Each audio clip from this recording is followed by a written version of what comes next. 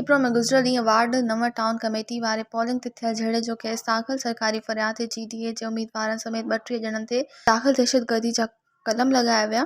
राशिद शाह, असलम शाह, असद शाह, शहबाज अराइन, अवैस अराइन, सफ़ीर अराइन, गुलाम अब्बास जट, फरीद जट ऐं ॿिया नामज़द आहिनि। अॻूणे चेयरमैन खोड़ी सैयद असलम शाह खे गिरफ़्तार कयो वियो। संदसि वारसनि तस्दीक़ करे छॾी। खिप्रो में गुज़िरियल ॾींहुं वार्ड नंव टाउन कमेटी वारे पोलिंग ते थियल झड़े जो केस दाख़िल सरकारी फ़रियाद ते GDA जे उम्मीदवारनि समेत 32 ॼणनि ते दाख़िल दहशतगर्दी जा कलम लॻाया विया। राशिद शाह, असलम शाह, असद शाह, शहबाज अराइन, अवैस अराइन, सफ़ीर अराइन, गुलाम अब्बास जट, फरीद जट ऐं ॿिया नामज़द आहिनि।